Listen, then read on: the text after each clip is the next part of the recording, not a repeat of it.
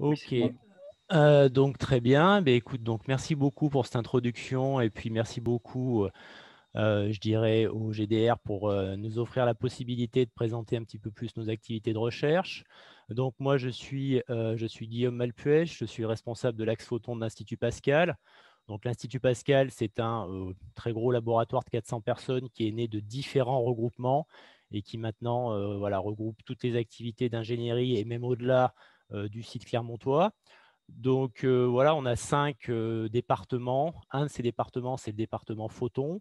Et on a Emmanuel Santenot, qui je pense est bien connu ici, qui est le responsable adjoint du département. Donc le département photon, c'est environ 60 personnes. On est nous-mêmes très diverses à l'intérieur de ce département. On va avoir un thème qui fait de la compatibilité électromagnétique, un autre thème qui s'appelle Minamat, où les gens font de la croissance cristalline de matériaux semi-conducteurs, de la spectroscopie électronique des surfaces, et puis aussi des capteurs. Alors, je vais peut-être mettre, attendez, hop, faire ça.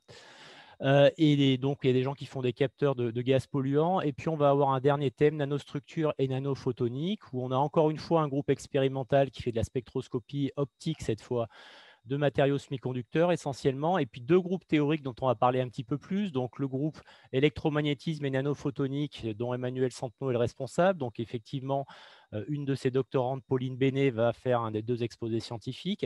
Et puis on a le deuxième groupe, le groupe d'optoélectronique quantique, que je dirige avec Dmitri Soldychkov, et où on va avoir un de nos doctorants, Charlie Leblanc, qui va faire la deuxième présentation. Alors maintenant, je vais passer à l'inventaire à l'après-vert des activités de ces 2 groupes, comme disait notre ancien directeur.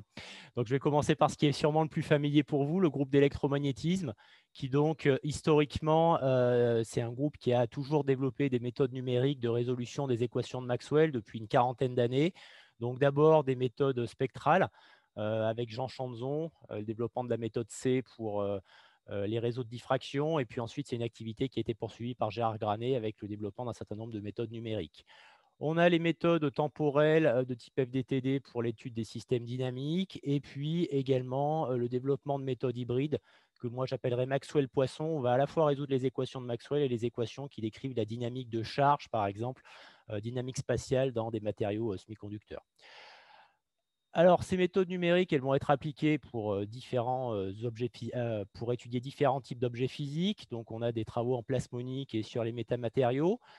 Donc, en plasmonique, depuis une dizaine d'années, on a ces travaux sur les nanocubes auto-assemblés qui supportent des modes photoniques particuliers qu'on appelle des gaps plasmons. On va avoir des très grandes densités de champs électromagnétiques.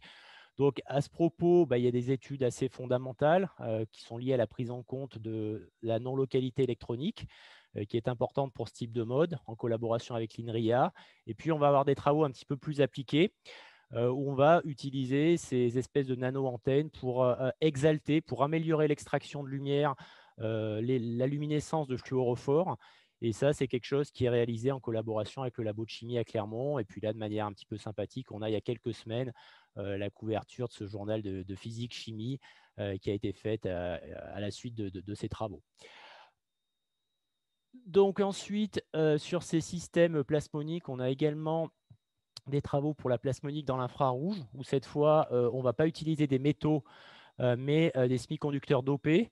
Donc ça va permettre, par exemple, de moduler spatialement la distribution du dopage par des méthodes optiques, en illuminant avec des lasers, et puis ça va donner une certaine reconfigurabilité au système.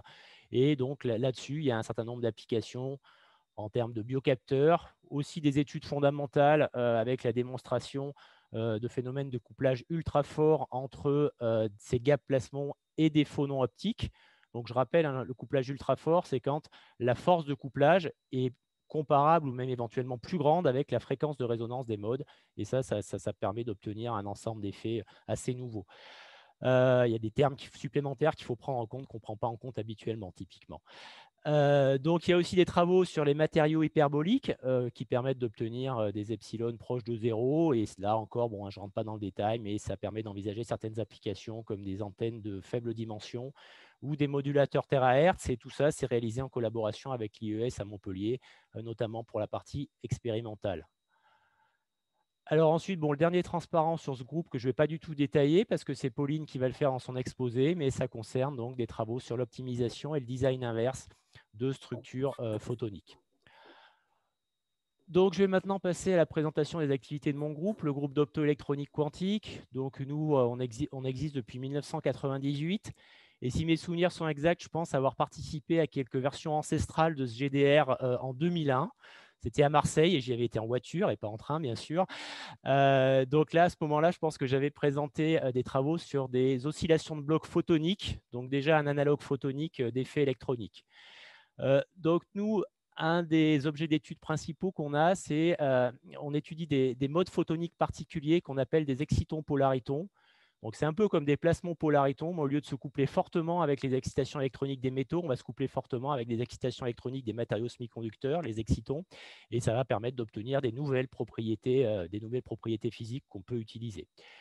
Donc, depuis plusieurs années, on a une activité qui s'est développée assez importante en photonique topologique. Je dirais qu'on a vraiment créé le champ de recherche de la polaritonique topologique. Donc, la limite de ce champ de recherche, c'est que, en tout cas en photonique, c'est qu'on peut obtenir du transport non réciproque.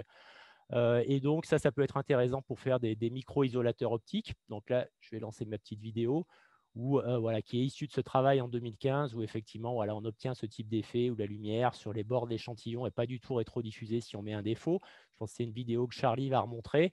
Et donc ici, l'intérêt, c'est qu'on peut obtenir ce type d'effet. Un des intérêts à des longueurs d'onde optiques, parce que pour obtenir ça, il faut une activité magnétique. Ça peut être fait dans les micro-ondes en utilisant des matériaux gyromagnétiques, mais c'est beaucoup plus dur aux longueurs d'onde optiques. Et donc, avec ces polaritons, avec cette partie électronique liée aux excitons, on a cette réponse magnétique et on peut obtenir ça à des longueurs d'onde optiques. Et puis ensuite, ça a été observé expérimentalement, moins partiellement, en 2018 par un groupe allemand.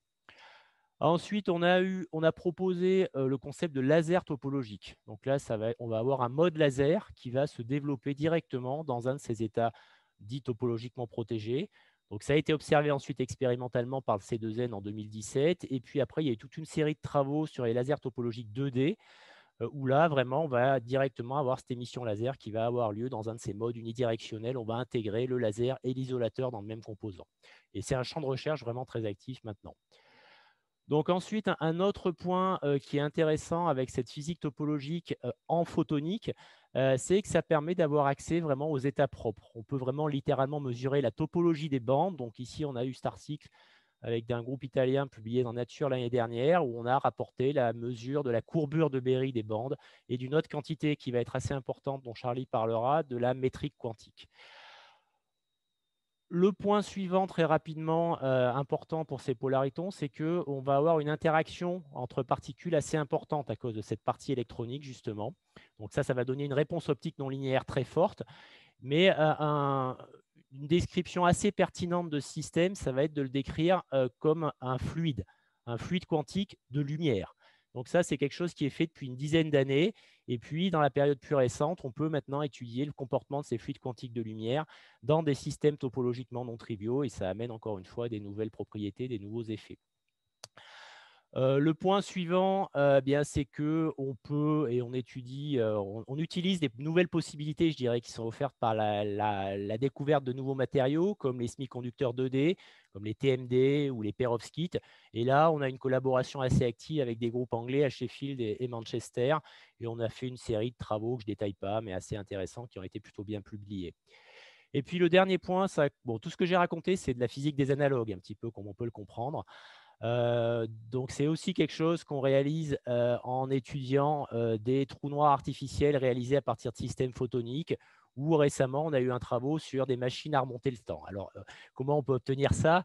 Donc, vous savez sûrement que si on écrit les équations de Maxwell dans le cadre de l'approximation paraxiale, elles vont beaucoup se simplifier. On ne va plus avoir champ électrique, champ magnétique couplé, mais on va pouvoir tout décrire en termes d'une seule variable complexe. Et on va avoir une équation de type équation de Schrödinger, en fait, où le rôle de la variable temporelle, la dérivée première par rapport au temps, va être joué par une variable spatiale. Et donc, la propagation dans l'espace, ça va être équivalent à la propagation dans le temps. Et on peut se propager un système, le récupérer à un endroit, le réinsérer au début du système et réaliser comme ça une boucle temporelle et répondre à des questions intéressantes, savoir si, par exemple, il est possible de tuer une version plus jeune de soi-même ou ce genre de choses. Voilà, donc le dernier point que je vais mentionner, c'est qu'en général, on évite le plus possible de résoudre les équations de Maxwell qui sont bien trop compliquées pour nous. Et en général, on essaye de développer des modèles effectifs. Donc, par exemple, cette vidéo ici, on résout quelques versions de l'équation de Schrödinger et pas du tout les équations de Maxwell pour obtenir ce type de simulation. Voilà, donc je m'arrête là. Je peux répondre à vos questions si vous en avez. Et ensuite, on va avoir les exposés de nos doctorants qui vont rentrer plus dans les détails, j'imagine. Donc, merci.